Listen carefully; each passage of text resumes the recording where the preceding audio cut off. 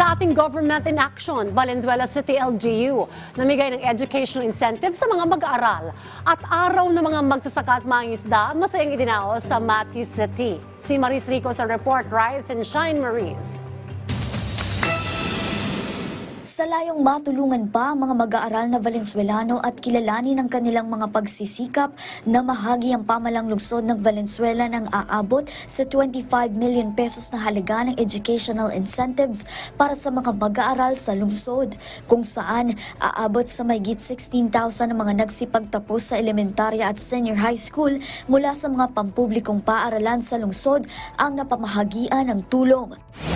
Bilang bahagi ng selebrasyon ng Araw ng mga Magsasaka at Mangingisda, masayang idinaos ng mga magsasaka sa Davao Oriental ang Farmers Field Day.